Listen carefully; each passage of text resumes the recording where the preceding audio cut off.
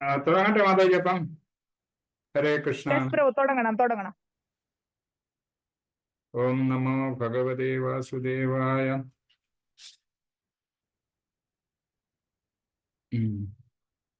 നാരായണം നമസ്കൃത്യ നരം ചൈവ നരോത്തമം ദേവീം സരസ്വതീം വ്യാസം തതോ ജയമുദീരയേ.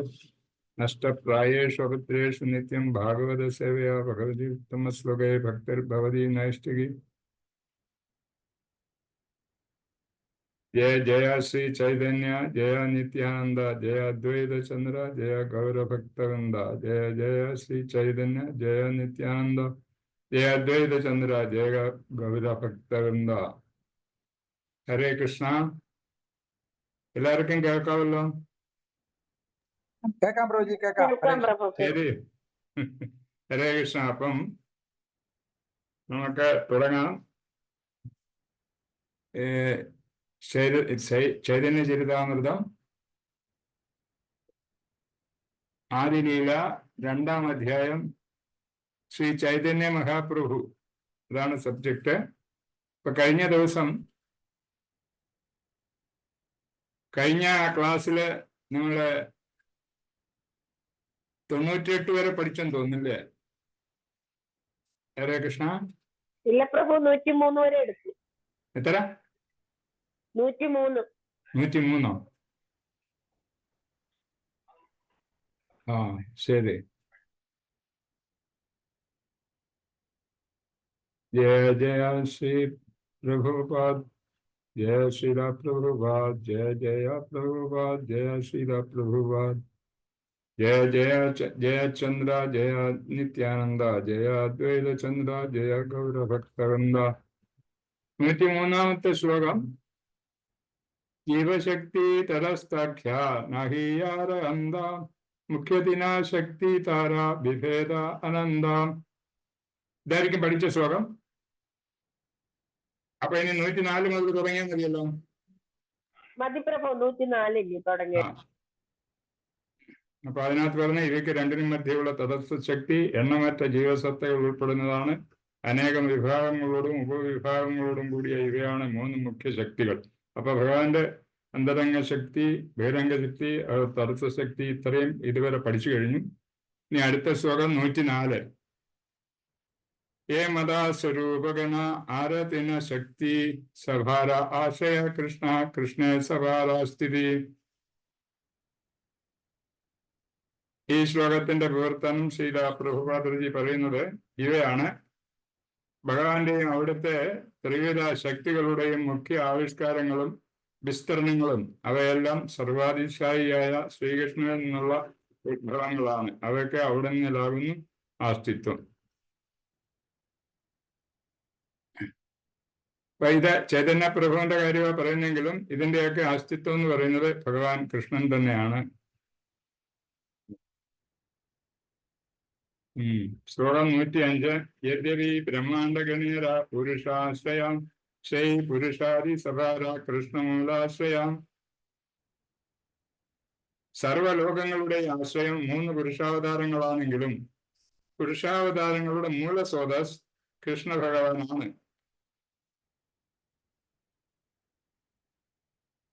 അപ്പം പുരുഷാവതാരങ്ങളെ പറ്റിയൊക്കെ നമ്മൾ പഠിച്ചിട്ടുള്ളതാണ്. 3 പുരുഷാവതാരങ്ങൾ പറ്റി പഠിച്ചിട്ടുണ്ട്.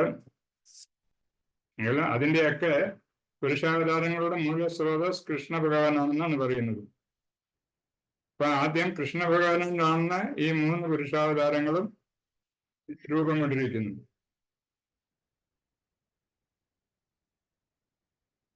അത് പുരുഷാവതാരങ്ങളെ പറ്റി അറിയാമല്ലോ ആരൊക്കെയാണെന്നുള്ളത്. ഈ ലോകത്തിന്റെ സൃഷ്ടി നടത്തി ഓരോ ഗ്രഹങ്ങളിലും ഓരോ ബ്രഹ്മാണ്ടങ്ങളിലും കയറിയിട്ടുള്ള ആ 3 അവതാരങ്ങൾ, അതായത് ക്ഷീരോദക സായി വിഷ്ണു, ഗർഭോദക സായി വിഷ്ണു, മറ്റേ വിഷ്ണുവിന്റെ പേര് മറന്നുപോയി. ഹരേ കൃഷ്ണ. കാരണോദക സായി വിഷ്ണു. അങ്ങനെ ആ 3 വിഷ്ണുക്കളെ പറ്റി നമ്മൾ പഠിച്ചിട്ടുണ്ട്. കാരണോദകശായി വിഷ്ണു കാരണസമുദ്രത്തിലും മറ്റേ ഗർഭോദകശായി വിഷ്ണു എന്റെ നിന്നാണ് ബ്രഹ്മാവ് ഉത്പാദിക്കുന്നതും എല്ലാ ബ്രഹ്മാണ്ടങ്ങളിലും അദ്ദേഹം ഉണ്ടെന്നും എല്ലാ ജീവജാലങ്ങളുടെ എല്ലാ ഈ ഭഗവാന്റെ സൃഷ്ടിയിലൊക്കെ ഉള്ള ആത്മാവായിട്ട് പ്രവർത്തിക്കുന്നതും ഈ ഗർഭോദകശായ വിഷ്ണുവാണെന്നും അതുപോലെ തന്നെ ക്ഷീരോദകശായ വിഷ്ണു എല്ലാ ജീവാത്മാക്കളുടെയും വസിക്കുന്നുണ്ടെന്നും എന്നും നമ്മൾ ഇതൊക്കെ പഠിച്ചതാണ്. അപ്പൊ 3 വിഷ്ണുക്കളും, അതായത് കാരണസാഗരത്തിൽ ശയിക്കുന്ന കാരണോദകശായി വിഷ്ണുവും മറ്റേ ഗർഭോദകശായി വിഷ്ണുവും ബ്രഹ്മാവിന്റെ വരെ ജന്മത്തിന് ഉറവിടമായ ഗർഭോദകശായി വിഷ്ണുവും ക്ഷീരസാഗരത്തിൽ വസിക്കുന്ന പരമാത്മാവായ ക്ഷീരോദകശായി വിഷ്ണുവിന്റെയും മൂലകാരണം എന്ന് പറയുന്നത് നമ്മുടെ ശ്രീകൃഷ്ണ ഭഗവാൻ തന്നെയാണ് എന്നാണ് ആ ശ്ലോകത്തിൽ പറഞ്ഞിരിക്കുന്നത്. അടുത്ത ശ്ലോകം 106. സ്വയം ഭഗവാൻ കൃഷ്ണ കൃഷ്ണ സർവാശ്രയ പരമ ഈശ്വര കൃഷ്ണ സർവശാസ്ത്രേ കയാ.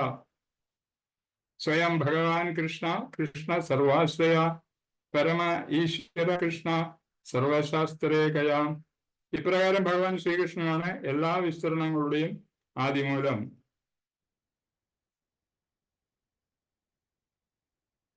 എല്ലാ ശാസ്ത്രങ്ങളും ശ്രീകൃഷ്ണനെ പരമ ഈശ്വരനായി അംഗീകരിക്കുന്നു. ഭഗവത്ഗീതയായാലും ശരി, ഭാഗവതായാലും ശരി, ഈ ചൈതന്യ ചരിതാമൃതത്തിലും ഈ 3 ഗ്രന്ഥങ്ങളിലും കൃഷ്ണനെ പറയാത്ത ഒരു ഭാഗവുമില്ല. അപ്പൊ എല്ലായിടത്തും മൂലകാരണമായിട്ട് സ്ഥിതി ചെയ്യുന്നത് ശ്രീകൃഷ്ണ ഭഗവാൻ തന്നെ. ഈശ്വര പരമകൃഷ്ണ സച്ചിദാനന്ദ വിഗ്രഹ അനാദിരാദി ഗോവിന്ദ സർവകാരണ കാരണം. അപ്പൊ എല്ലാത്തിന്റെ ഉറവിടവും എല്ലാത്തിന്റെ ഉടയവനും എല്ലാത്തിൻ്റെയും എല്ലാമാണ് നമ്മുടെ ശ്രീകൃഷ്ണ ഭഗവാൻ. ആ ശ്രീകൃഷ്ണ ഭഗവാൻ തന്നെയാണ് ഈ ചൈതന്യ മഹാപ്രഭുവായി ഇവിടെ അവതരിച്ചിരിക്കുന്നത്. അപ്പൊ ശ്രീകൃഷ്ണ ഭഗവാനെ പറ്റി നമ്മൾ ഈ 3 ഗ്രന്ഥങ്ങളിലും പഠിക്കുന്നുണ്ട്. എല്ലായിടത്തും ഭഗവാനെ പറ്റി അറിയാം. ഈ ഏത് ലോകത്തെ ഏത് വസ്തുക്കളുണ്ടോ, ചരങ്ങളായും ചരാചരങ്ങളായിട്ടുള്ളത്, അതിൻ്റെയൊക്കെ മൂല കാരണം ഭഗവാൻ തന്നെയാണ്.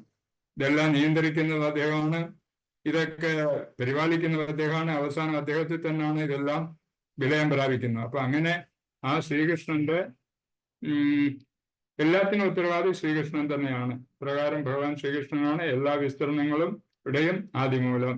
എല്ലാ ശാസ്ത്രങ്ങളും ശ്രീകൃഷ്ണനെ പരമ ഈശ്വരനായി അംഗീകരിക്കുന്നു. ഭഗവതത്തിലായാലും നമ്മുടെ ഭഗവത്ഗീതയിലായാലും ഒക്കെ തന്നെ, ഭഗവത്ഗീത എന്ന് പറയുന്നത് കൃഷ്ണന്റെ പറയുന്നത് തന്നെ, കൃഷ്ണൻ തന്നെ നമ്മൾക്ക് പറഞ്ഞു തരുന്നതാണ്.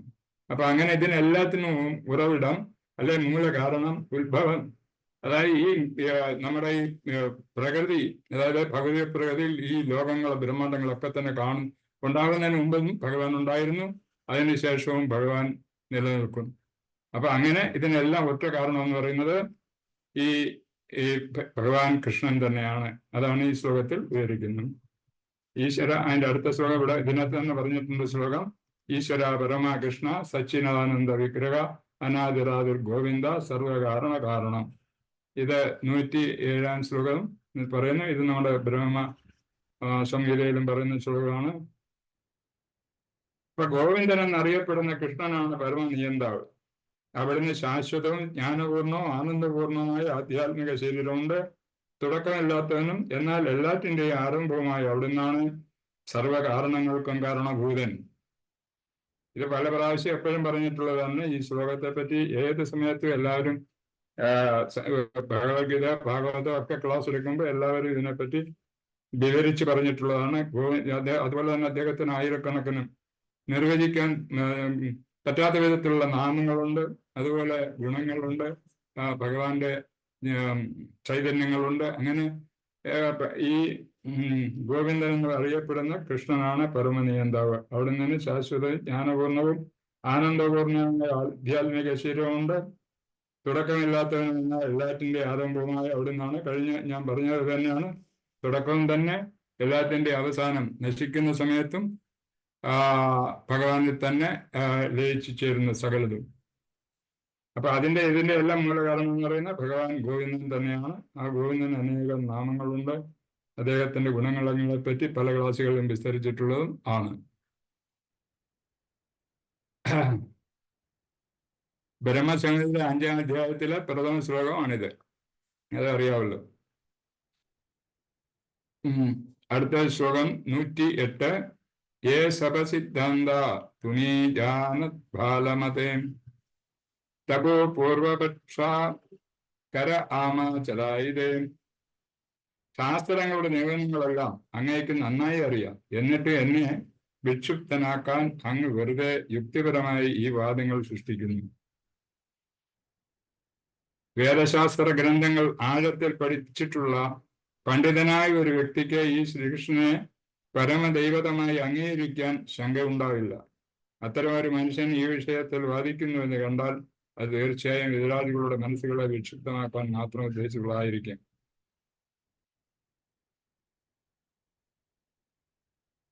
യേ ശബാസിദ്ധാന്ത തുമീജാന ബാലമതേ തപോ പൂർവപക്ഷാകര ആമാചലായിതേ. ചാലായുധ എന്ന് പറഞ്ഞ് ആവശ്യമില്ലാത്ത ആകാംക്ഷ നൽകാം. ശാസ്ത്രങ്ങളുടെ നിയമനങ്ങളെല്ലാം അങ്ങേക്ക് നന്നായി അറിയാം. എന്നിട്ട് എന്നെ വിക്ഷുപ്താക്കാൻ അങ്ങ് വെറുതെ യുക്തിപരമായ ഈ വാദങ്ങൾ സൃഷ്ടിക്കുന്നു. വേദശാസ്ത്ര ഗ്രന്ഥങ്ങൾ ആഴത്തിൽ പഠിച്ചിട്ടുള്ള പണ്ഡിതനായ ഒരു വ്യക്തിക്ക് ശ്രീകൃഷ്ണനെ പരമ ദൈവതമായി അംഗീകരിക്കാൻ ശങ്കയുണ്ടാവില്ല. അത്തരമൊരു മനുഷ്യൻ ഈ വിഷയത്തിൽ വാദിക്കുമെന്ന് കണ്ടാൽ അത് തീർച്ചയായും എതിരാളികളുടെ മനസ്സുകളെ വിക്ഷുപ്തമാക്കാൻ മാത്രം ഉദ്ദേശിച്ചുള്ളതായിരിക്കും. അടുത്ത ശ്ലോകം. സേ കൃഷ്ണ അവതാരി വിജയേന്ദ്ര കുമാര ആപ്നെ ചൈതന്യ രൂപേ കൈല അവതാര. സേ കൃഷ്ണ അവതാരി വിജയേന്ദ്ര കുമാര ആപ്നെ ചൈതന്യ രൂപേ കൈല അവതാര.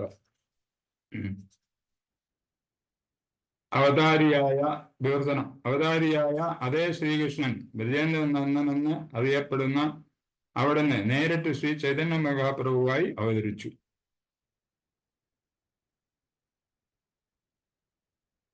ഇത് അവതാരിയായ അതേ ശ്രീകൃഷ്ണൻ തന്നെയാണ് ഇവിടെ നേരിട്ട് ശ്രീ ചൈതന്യ മഹാപ്രഭുവായി അവതരിച്ചിരിക്കുന്നത്.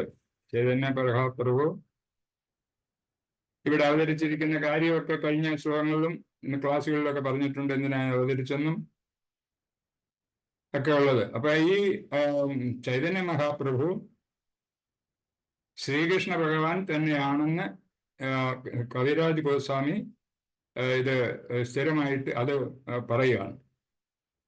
അതാണ് ഈ ശ്ലോകത്തിന്റെ വിവർത്തനത്തിൽ പറയുന്നത്. അവതാരിയായ അതേ ശ്രീകൃഷ്ണത ബ്രജേന്ദ്രനന്ദനെന്ന് അറിയപ്പെടുന്ന അവിടുന്ന് നേരിട്ട് ചൈതന്യ മഹാപ്രഭുവായി അവതരിച്ചു. അതേവ ചൈതന്യ ഗോസാനി പരതത്വ സീമ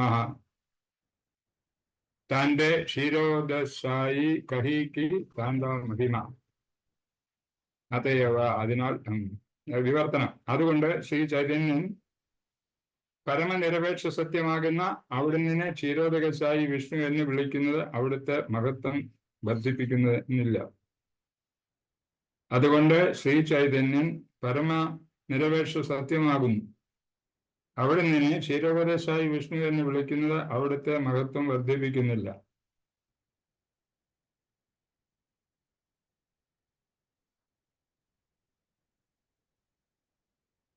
പ്രത്യേകിച്ച് അതിനെപ്പറ്റി വിവരിക്കാനൊന്നുമില്ല. അതുകൊണ്ട് ശ്രീ ചൈതന്യൻ പരമനിരപേക്ഷ സത്യമാകുന്നു. അവിടെ നിന്നെ ക്ഷീരോദകശായി വിഷ്ണു എന്ന് വിളിക്കുന്നത് അവിടുത്തെ മഹത്വം വർദ്ധിപ്പിക്കുന്നില്ല. അടുത്ത ശ്ലോകം. ശൈതഭക്തേരവാക്യ നഹേ വ്യഭിചാരി സകല സംഭവേ തന്റെ യാതെ അവതാരി. പക്ഷേ ആത്മാർത്ഥയുള്ള ഒരു ഭക്തന്റെ അത്തരം വാക്കുകൾ തെറ്റാവില്ല. ആദിപുരുഷനാകയാൽ അവിടുന്ന് എല്ലാ സാധ്യതകളുമുണ്ട്. ഈ കഴിഞ്ഞ ശ്ലോകത്തിൽ പറയുന്നത് ക്ഷീരോദകശായി വിഷ്ണു എന്ന് വിളിക്കുന്ന അവിടത്തേക്ക് മഹത്വം വർദ്ധിപ്പിക്കുന്നൊന്നുമില്ല. അപ്പം ക്ഷീരോദകശായി എന്ന് വിളിച്ചാലും അത് ചൈതന്യ മഹാപ്രഭു തന്നെയാണ്. അപ്പൊ അവിടെ അദ്ദേഹത്തിന് കൂടുതലായിട്ട് അതിൽ നിന്നും മേന്മയുണ്ടാകാൻ കാരണമില്ല. കാരണം അദ്ദേഹം നിരപേക്ഷ സത്യമായ ഭഗവാൻ ശ്രീകൃഷ്ണൻ തന്നെയാണ് ചൈതന്യ മഹാപ്രഭു. പിന്നെ അദ്ദേഹത്തിനെ പ്രത്യേകിച്ച് നമ്മൾ ക്ഷീരോദകശായി എന്നോ ഭഗവാൻ എന്നൊന്നും വിളിക്കേണ്ട കാര്യമില്ല എന്ന് പറയുവാണ് കവിരാജ് ഗോസ്വാമി. പക്ഷെ ആത്മാർത്ഥതയുള്ള ഒരു ഭക്തന്റെ അത്തരം വാക്കുകൾ തെറ്റാവില്ല. ആദിപുരുഷനാകയാൽ അവിടുന്ന് എല്ലാ സാധ്യതകളും ഉണ്ട്. അദ്ദേഹത്തെ ഭഗവാന്റെ ഏത് നാമത്തിൽ വേണേലും നമുക്ക് വിളിക്കാം, കുഴപ്പമില്ല. അതില് അത് തെറ്റായിട്ടൊന്നും പറയാനില്ല എന്നും പറയുന്നു. അവതാരീര ദേഹേ സഭ അവതാരേരാ സ്ഥിതി കേഹോ കോണമതേ കഹേ യേ മന യാരമതി.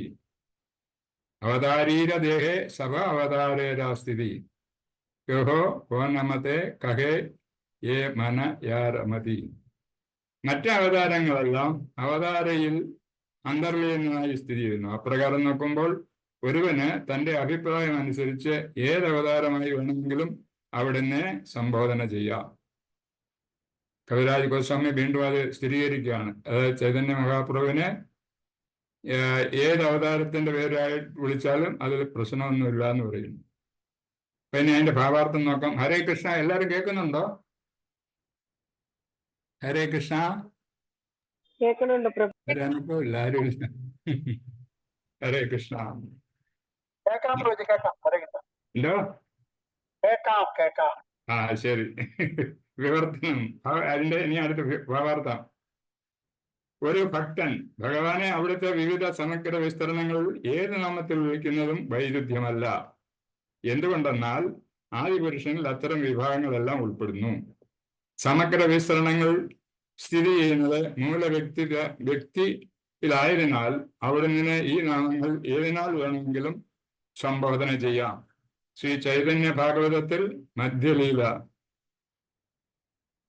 6:95 ശ്രീ ചൈതന്യം പറയുന്നു, ഞാൻ ക്ഷീരസാഗരത്തിൽ നിത്യരായിരുന്നു, പക്ഷേ നാട എന്ന അവരാധനമുള്ള ശ്രീ അദ്വൈത പ്രഭുവിന്റെ വിളിയാൽ ഞാൻ ഉണർത്തപ്പെട്ടു. ഇവിടെ ഭഗവാൻ തന്റെ ക്ഷീരോദകശായ വിഷ്ണു രൂപത്തെയാണ് പ്രതിപാദിക്കുന്നത്. അപ്പൊ ഇവിടെ ചൈതന്യ പ്രഭു വരാൻ കാരണം ശ്രീ ചൈതന്യ മഹാഭാഗവത്തിൽ പറയുന്നു ഞാൻ ക്ഷീരോദകശായ നാട, അത് ബംഗാളി പേരായിരിക്കും ചിലപ്പം, അപരനാമുള്ള ശ്രീ അദ്വൈത പ്രഭുവിന്റെ, നമുക്ക് അതെല്ലാം പഠിച്ചിട്ടുള്ളല്ലേ നമ്മള്. പിന്നെ ഈ തുടക്കത്തിലൊക്കെ പറയുകയും ചെയ്തു അദ്വൈത മഹാപ്രഭു. അതുപോലെ ഞാൻ അദ്വൈത മഹാപ്രഭു എന്ന് പറയുന്നതും കൃഷ്ണന്റെ ഒരു പുനർജന്മം തന്നെയാണ്. അവതാര പുരുഷനായിട്ട് തന്നെ അദ്ദേഹത്തെ വിചാരിക്കുന്നതും. അപ്പൊ ആ അദ്വൈത പ്രഭു ഇവിടെ വന്നതിന് ശേഷം അദ്ദേഹം വളരെ സങ്കടത്തോടു കൂടി വിളിച്ചതിന് ശേഷമാണ് ചൈതന്യ പ്രഭു ഇവിടെ എത്തുന്നത്. അതായത് ശ്രീകൃഷ്ണ ഭഗവാൻ ചൈതന്യനായിട്ട് ഇവിടെ എത്തുന്നത്. കാരണം അന്നത്തെ പരിതാപകരമായ ഈ പരിസ്ഥിതിയെ പരിഹരിക്കാൻ വേണ്ടിയിട്ടാണ് അദ്വൈത ആചാര്യൻ ഇദ്ദേഹത്തെ വിളിച്ചു വരുത്തുന്നത്. അന്ന് ഇവിടെ പല പല ദൂഷ്യങ്ങൾ ആ സമയത്തുണ്ടായിരുന്നു. നമ്മുടെ ഈ തൊട്ടുകൂടായ്മയും തീണ്ടക്കൂടായ്മയും, പലരൊക്കെ ഇന്നത് ശാസ്ത്രം പഠിക്കാൻ പാടില്ലെന്നും ഇതൊക്കെ ഉള്ള നമുക്ക് മനസ്സിലാക്കാൻ പ്രയാസമായിട്ടുള്ള പല പല പ്രവൃത്തികൾ ഉണ്ടായിരുന്നു. ഇന്നത്തെ കാലത്ത് ചിന്തിക്കാൻ പോലും സാധ്യമുള്ളതല്ല. കാരണം അപ്പം അത്രയൊക്കെ മോശമായിരുന്ന കാലഘട്ടത്തിൽ ഹരിനാമ സങ്കീർത്തനത്തിൽ കൂടെ ഇവിടെ ശരിയാക്കാൻ പറ്റൂ. നമ്മുടെ ഉദ്ധരിക്കണമെങ്കിൽ ആ ഹരിനാമ സങ്കീർത്തനം ഇവിടെ പ്രചരിപ്പിക്കണം എന്നുള്ള ഉദ്ദേശത്തോടു കൂടി തന്നെ അദ്വൈതാചാര്യൻ, അദ്ദേഹവും ഭഗവാൻ തന്നെയാണ്, അദ്വൈതാചാര്യൻ ചൈതന്യ ഭഗവാനോട് അഭ്യർത്ഥിച്ചിട്ട് ചൈതന്യ മഹാപ്രഭു ഇവിടെ എത്തുന്നത്. അപ്പൊ അങ്ങനെ പല പല കാരണങ്ങൾക്ക് വേണ്ടിയിട്ടാണ്.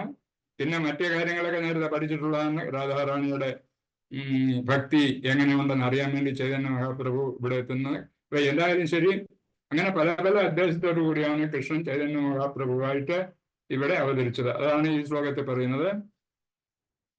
അവതാരീര ദേഹ സഭ അവതാരേര സ്ഥിതി കേഹോ കോനമതേ കഹേ ഹേ മനാർ യാരാമതി. അടുത്ത ശ്ലോകങ്ങൾ നോക്കാം. കൃഷ്ണകേ കഹേ കേഹേ കൃഷ്ണകേ കഹേ കേഹ നരനാരായണ കേഹോ കഹേ കൃഷ്ണ അയ സാക്ഷാൽ വാമന. ശ്രീകൃഷ്ണൻ സ്വയം നരനാരായണന്മാരാണെന്ന് ചിലർ പറയുന്നു, മറ്റുള്ളവർ പറയുന്നു അവിടെ നിന്ന് സാക്ഷാൽ വാമനനാണെന്ന്. ഇങ്ങനെ പല പല അവതാരങ്ങൾ എടുത്തിട്ടുള്ളത് കൊണ്ട് നരനാരായണന്റെ അവതാരവും കൃഷ്ണന്റെ തന്നെയാണ്. അതുപോലെ തന്നെ വാമന പ്രഭുവും കൃഷ്ണൻ തന്നെയാണ്. അപ്പൊ അത് ശ്രീകൃഷ്ണൻ സ്വയം നരനാരായണനാണെന്ന് ചിലർ പറയുന്നു, മറ്റുള്ളവർ പറയുന്നു അവിടെ നിന്ന് സാക്ഷാൽ വാമനാണെന്ന്. കാരണം ഇവർക്കൊന്നും ഇതിനെപ്പറ്റി ശരിയായ ഗ്രാഹ്യമില്ലല്ലോ, ഭഗവാൻ ഏത് രൂപത്തിലാണ് വന്നെന്നുള്ളതും. അപ്പൊ അങ്ങനെ ലോകങ്ങളുടെ ചർച്ച, ലോകർ ചെയ്യുന്ന ചർച്ചയെ പറ്റിയാണ് ഇവിടെ പറയുന്നത്. ചിലർ പറയുന്നു ശ്രീകൃഷ്ണ ഭഗവാൻ സ്വയം ശ്രീകൃഷ്ണൻ സ്വയം നാരായണന്മാരാണെന്ന് ചിലർ പറയുന്നു, മറ്റുള്ളവർ പറയുന്നു അവിടുന്ന് സാക്ഷാൽ വാമനാണ്. അപ്പൊ ഈ നമ്മുടെ ശ്രീകൃഷ്ണ ഭഗവാൻ പല അവതാരങ്ങൾ എടുത്തിട്ടുണ്ട്. അപ്പൊ അതൊക്കെ മനസ്സിലാക്കിയിട്ട് ഓരോരുത്തർ പറയുന്നതാണ് അല്ല ഇത് ഇന്നാരാണ്, ഇത് ഇന്നാരാണ്. അപ്പൊ അവരുടെ ദൃഷ്ടിയിൽ അവർ നോക്കുമ്പോൾ ഈ രണ്ടും രണ്ടായിട്ടായിരിക്കും അവർ ചിന്തിക്കുന്നത്. പക്ഷെ ഭഗവാൻ കൃഷ്ണൻ ഒരേ ഒരു ഭഗവാൻ തന്നെയാണ്. അപ്പൊ ആ ഭഗവാന്റെ പല ആവശ്യങ്ങൾക്കായി ഭൂമിയിൽ അവതരിച്ചിട്ടുള്ളത് കൊണ്ട് പലരും ഇന്നാരാണെന്നും ചിലപ്പോൾ പറയും ഇന്ന നാരായണന്റെ എന്ന് പറയും, ചിലർ പറയും അവിടെ നിന്ന് സാക്ഷാൽ വാമനാണെന്നും പറയാറുണ്ട്. എന്തായാലും എല്ലാം സാക്ഷാൽ ശ്രീകൃഷ്ണൻ തന്നെയാണെന്നുള്ളത് നമുക്കറിയാം. അടുത്ത ശ്ലോകം കേഹോ കഹേ കൃഷ്ണ ക്ഷീരോദകസായി അവതാര അസംഭവനഹേ സത്യവചന സഭാര. കേഹോ കഹേ ചിലർ പറയുന്നു കൃഷ്ണൻ ക്ഷീരോദകസായി വിഷ്ണുവിന്റെ അവതാരമാണെന്ന് പറയുന്നു. ചിലർ പറയുന്നു ഈ പ്രസ്താവനകളൊന്നും അസംഭവമല്ല, ഓരോന്നും മറ്റുള്ളവരെ പോലെ ശരിയാണ്. അപ്പൊ ഈ പറയുന്നതിന് തെറ്റൊന്നുമില്ല. നമ്മള് ഇത്ര കാലമായിട്ട് നമ്മൾ പഠിച്ചുകൊണ്ടിരുന്നത് എന്താണെന്ന് വെച്ചാൽ ഈ 3 അവതാരങ്ങൾ, പുരുഷാവതാരങ്ങൾ ഉണ്ടല്ലോ. ആ 3 അവതാരങ്ങൾ വിഷ്ണു, കാരണോദകശായി വിഷ്ണു, അങ്ങനെ 3 വിഷ്ണു ഗർഭോദകശായും, അതുപോലെ തന്നെ ക്ഷീരസാഗരത്തിൽ വസിക്കുന്ന ക്ഷീരോദകശായി വിഷ്ണു. നമുക്കിങ്ങനെ ഈ 3 എനിക്ക് എന്റെ കാര്യം പറയുവാണേ, 3 വിഷ്ണുവിനെ പറ്റി പോലും അറിയത്തില്ലായിരുന്നു. ഇതെല്ലാം വിഷ്ണുവിന്റെ അവതാരങ്ങളാണ്. കൃഷ്ണനും ബ്രാഹ്മനും അതുപോലെ തന്നെ നരസിംഹവും ഏതൊക്കെ ഉണ്ടോ അതെല്ലാം വിഷ്ണുവിന്റെ അവതാരം എന്നുള്ളതാണ് നമ്മൾ പഠിച്ചുകൊണ്ടിരുന്നത്. അതുപോലെ തന്നെ എല്ലാവരും മനസ്സിലാക്കിയിട്ടുള്ളത് അത് തന്നെ. അതുകൊണ്ടാണ് പലരും പല വിധത്തിൽ ഇങ്ങനെ പറഞ്ഞുകൊണ്ടിരിക്കുന്നത് കൃഷ്ണൻ ക്ഷീരോദകശായി വിഷ്ണുവിന്റെ അവതാരമാണെന്ന് പറയുന്നത്.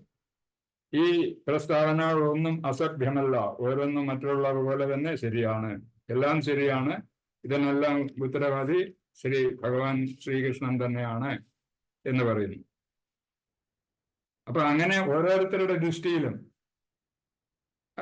ഇന്നാരെ ആയിരിക്കും എന്നുള്ള ഒരു നിഗമനത്തിൽ അവരെത്തിച്ചേരുന്നതാണ്. അല്ലാതെ ഗ്രന്ഥങ്ങളൊന്നും പറയുന്നില്ല ഇങ്ങനെ ഇന്നതായിരുന്നത്. ഓരോരുത്തരുടെ വീക്ഷണങ്ങളെ പറ്റി ഇതിനകത്ത് പറയുകയാണ്. കേഹോ കഹേ കൃഷ്ണ ക്ഷീരോദശായി അവതാര അസംഭവനഹേ സത്യവചന സഭാര. ഇതൊന്നും അസംഭവമായിട്ട് നമ്മൾ കാണണ്ട, ഇതെല്ലാം ശരി തന്നെയാണ്, ഇതെല്ലാം സത്യങ്ങൾ തന്നെയാണെന്ന് കൃഷ്ണദാസ് കവിരാജ പറയുന്നു. ഭാവാർത്ഥം ലഘുഭാഗവതാമൃതം 5:383 പറയുന്നു. അതയേവ പുരാണാദോ കേച്ചിൻ നരസഖാത്മതാം മഹേന്ദ്രാനുജതാം കേചിത് ക്ഷീരാതിശായിതാം. ലഘുഭാഗവതാമൃതം എന്നൊരു പുസ്തകമുണ്ട്, ഞാൻ പഠിച്ചിട്ടില്ല എങ്കിൽ ഇതിനകത്ത് എഴുതിയിരിക്കുന്ന എങ്ങനെയാണ് പറയുന്നു.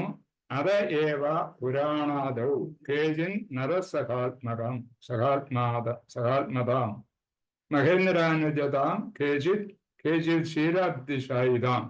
അതിന്റെ സഹസ്രശീർഷതാം കേചിത് വൈകുണ്ഠനാഥതാം ബ്രൂയു കൃഷ്ണസ്യ മുനയസ്തദ്ധൃത്വം അനുഗാമിന. ശ്രീകൃഷ്ണനും ഭക്തന്മാരും തമ്മിലുള്ള ഉറ്റബന്ധത്തിന്റെ അടിസ്ഥാനത്തിൽ പുരാണങ്ങൾ അവിടെ ഇങ്ങനെ വിവിധ നാമങ്ങൾ വർണ്ണിക്കുന്നു. ചിലപ്പോൾ നാരായണനെന്നും ചിലപ്പോൾ സ്വർഗാധിപനായ ഇന്ദ്രന്റെ ഇളയ സഹോദരനായ ഉപേന്ദ്രൻ വാമനെന്നും വിളിക്കപ്പെടുന്നു. മറ്റു ചിലപ്പോൾ ക്ഷീരോദശായി വിഷ്ണുവെന്നും ചിലപ്പോൾ സഹസ്രശീർഷനായ ആദിശേഷനെന്നും ചിലപ്പോൾ വൈകുണ്ഠനാഥനെന്നും വിളിക്കപ്പെടുന്നു. അപ്പൊ ഈ ലഘുഭാഗവതാമൃതത്തിൽ പറയുന്ന കാര്യങ്ങളാണ് ഇതിനകത്ത് വിശദീകരിക്കുന്നത്. അപ്പൊ അതനുസരിച്ച് ശ്രീകൃഷ്ണനും ഭക്തന്മാരും തമ്മിലുള്ള ഉറ്റബന്ധത്തിന്റെ അടിസ്ഥാനത്തിൽ അങ്ങനെ ശ്രീകൃഷ്ണനും ഭക്തന്മാരുമായിട്ടുള്ള സൗഹൃദമുണ്ട്. അതുകൊണ്ട് പുരാണങ്ങൾ അവിടുന്ന് വിവിധ നാമങ്ങളിൽ വർണ്ണിക്കുന്നു. ചിലപ്പോൾ നാരായണനെന്നും ചിലപ്പോൾ സ്വർഗാധിപനായ ഇന്ദ്രന്റെ ഇളയ സഹോദരനായ ഉപേന്ദ്രനാണ് വാമനൻ. വാമനൻ തന്നെയാണ് കൃഷ്ണൻ, അല്ലെ കൃഷ്ണന്റെ അവതാരം തന്നെയാണ് വാമനൻ എന്നും വിളിക്കപ്പെടുന്നു. മറ്റു ചിലപ്പോൾ ക്ഷീരോദകസായ വിഷ്ണുവെന്നും ചിലപ്പോൾ സഹസ്രശീർഷനായ ആദിശേഷൻ എന്നും ചിലപ്പോൾ വൈകുണ്ഠനാഥൻ എന്നും വിളിക്കപ്പെടുന്നു. ആദിശേഷനെ പറ്റി നമ്മൾ പഠിച്ചിട്ടുണ്ടല്ലോ. ആദിശേഷൻ ആരാണെന്നും അദ്ദേഹത്തിന്റെ ഉറവിടവും ഇത് കൃഷ്ണൻ തന്നെയാണ്. ചിലപ്പോൾ വൈകുണ്ഠനാഥൻ എന്നും, വൈകുണ്ഠങ്ങളുടെ ഒക്കെ നാഥനാണ് ശ്രീകൃഷ്ണൻ. അപ്പൊ വൈകുണ്ഠങ്ങളിലും അതായത് ഭഗവാൻ കൃഷ്ണന്റെ പല രൂപങ്ങളുണ്ട്. ആ പല രൂപങ്ങളും ഓരോ വൈകുണ്ഠത്തിലും അദ്ദേഹം അവിടെ വസിക്കുന്നുണ്ട്. അപ്പൊ അങ്ങനെ ഈ നമുക്ക് അറിയുന്നവർ ഓരോരുത്തർക്ക് ഏത് ലെവലാണെന്നോ നമുക്ക് മനസ്സിലാക്കിയിട്ടുള്ളത്, അവരതനുസരിച്ചിട്ട് ഓരോ ഭഗവാന്മാരെ പറ്റിയും പറയുന്നു, താരതമ്യം ചെയ്യുന്നു. നമ്മുടെ ചൈതന്യ മഹാപ്രഭുവിനെ ആ ദൈവങ്ങളുമായിട്ട് താരതമ്യം ചെയ്യുന്നു. അദ്ദേഹമാണെന്ന് ഇവരൊക്കെ അഭിപ്രായപ്പെടുന്നു. ഹരേ കൃഷ്ണ, ഒരു കോൾ വന്നായിരുന്നു, അതുകൊണ്ട് വിളിച്ചാണ്. അടുത്ത ശ്ലോകം നോക്കാം. കേഹോ കഹേ പരവ്യോമേ നാരായണ ഹരി സകല സംഭവേ കൃഷ്ണേ യാദേ അവതാരി. കേഹോ കഹേ, ചിലർ അവിടുന്ന് ഹരി എന്നോ പരവ്യോമത്തിലെ നാരായണൻ എന്നോ വിളിക്കുന്നു. എല്ലാ കൃഷ്ണനും സാധ്യമാകുന്ന കാരണം അവിടെ നിന്നാണ് ആദിപുരുഷൻ. എല്ലാം കൃഷ്ണനിൽ സാധ്യമാകുന്നു കാരണം അവിടെ നിന്നാണ് ആദിപുരുഷൻ. അത് നമ്മളെ ഈ പറഞ്ഞത് തന്നെ കാര്യം. ഓരോ അഭിപ്രായങ്ങൾ ഇങ്ങനെ പറയുന്നുണ്ട്. അപ്പൊ ഈ വൈകുണ്ഠ ലോകങ്ങളിൽ നാരായണൻ എന്റെ രൂപത്തിലുണ്ട് അദ്ദേഹം. അങ്ങനെ ഓരോ വിധത്തിലുള്ള രൂപത്തില് കൃഷ്ണനുണ്ട്.